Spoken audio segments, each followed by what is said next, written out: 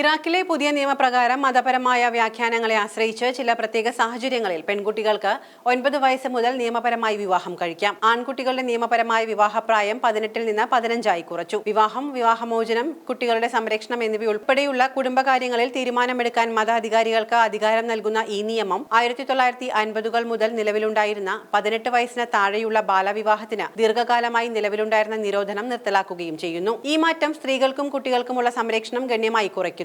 അത് അവരെ ചൂഷണം ചെയ്യാനും ദുരുപയോഗം ചെയ്യാനും കൂടുതൽ സാധ്യതകളിലേക്ക് നയിക്കും. ഇവിടെ കൊച്ചുകുട്ടികളുടെ സ്ഥിതി അതിദയനീയമാണ്.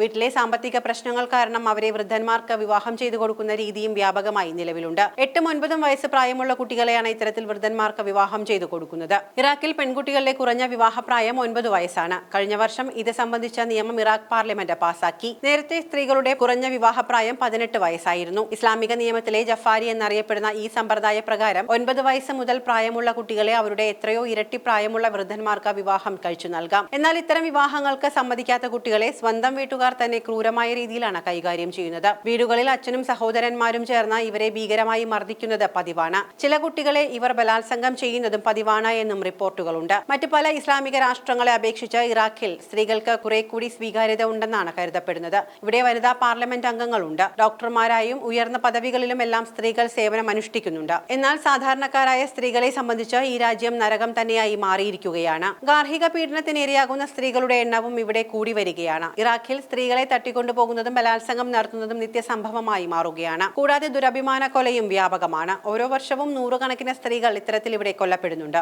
വീട്ടുകാർ തങ്ങൾക്ക് താല്പര്യമില്ലാത്ത വ്യക്തികളെ സ്വന്തം കുടുംബത്തിലെ പെൺകുട്ടികൾ പ്രണയിച്ചാൽ രണ്ടുപേരെയും കൊല്ലപ്പെടുത്തുന്ന രീതിയും വ്യാപകമാണ്. ഇത്തരത്തിൽ കൊല ചെയ്യപ്പെടുന്നവരെ ആരും അറിയാതെ സംസ്കരിക്കാനും ഇറാഖിൽ സംവിധാനങ്ങളുണ്ട് എന്ന് പറയപ്പെടുന്നു. കൊലപാതകങ്ങളിൽ പലതും ആത്മഹത്യയാണെന്ന് വരുത്തി തീർക്കാൻ ഉയർന്ന ഉദ്യോഗസ്ഥർ കൂട്ടുനിൽക്കാറുണ്ട്. ബാത്തിക്കടുത്തുള്ള ദിഖ്വാർ പ്രവിശ്യയിൽ ഇത്തരത്തിൽ നിരവധി സ്ത്രീകളെ അടക്കം ചെയ്തിട്ടുള്ള ഒരു ശ്മശാനമുണ്ട് എന്ന് കണ്ടെത്തിയിരുന്നു. അതേസമയം അനീതിക്കെതിരെ ശക്തമായ പ്രതിഷേധം ഉയർത്തുന്ന നിരവധി വനിതകളും ഇറാഖിലുണ്ട്. പുതിയ നിയമനിർമ്മാണം ഇറാഖിന്റെ നിലവിലുള്ള നിയമ ചട്ടക്കൂടിന് വിരുദ്ധമാണെന്ന് മാത്രമല്ല അന്താരാഷ്ട്ര കരാറുകളുടെ ലംഘനവുമാണ്. ഇറാഖ് മുൻപ് നിർബന്ധിത വിവാഹം കുറ്റകരമാക്കിയിട്ടുണ്ട്. സ്ത്രീകൾക്കെതിരായ എല്ലാത്തരം വിവേചനങ്ങളും ഇല്ലാതാക്കുന്നതിനുള്ള കൺവെൻഷൻ, കുട്ടികളുടെ അവകാശങ്ങൾക്കായുള്ള കൺവെൻഷൻ തുടങ്ങിയ കരാറുകളെ അംഗീകരിച്ചിട്ടുണ്ട്. ഇവ രണ്ടും ശൈശവ വിവാഹം നിരോധിക്കുന്നു. ഈ ഭേദഗതി പാസാക്കുന്നത് ഇറാഖ് തങ്ങളുടെ അന്താരാഷ്ട്ര ബാധ്യതകൾ ലംഘിക്കുന്നതിനും സ്ത്രീകളുടെയും കുട്ടികളുടെയും പ്രത്യേകിച്ച് പെൺകുട്ടികളുടെയും ദോഷകരമായ പ്രവർത്തികളിൽ നിന്നും രക്ഷിക്കാനുള്ള ഉത്തരവാദിത്തം അവഗണിക്കുന്നതിനും കാരണമാകുന്നു. കൂടാതെ പാർലമെന്ററി അല്ലെങ്കിൽ പൊതു മേൽനോട്ടമില്ലാതെ മതസമിതികൾക്ക് നിയമസംഹിതകൾ തയ്യാറാക്കുവാനും ഈ നിയമം അനുവദിക്കുന്നു. ഇതുമൂലം പൗരന്മാരുടെ അവകാശങ്ങൾ സംരക്ഷിക്കുന്നതിൽ രാജ്യം പരാജയപ്പെടുന്നു.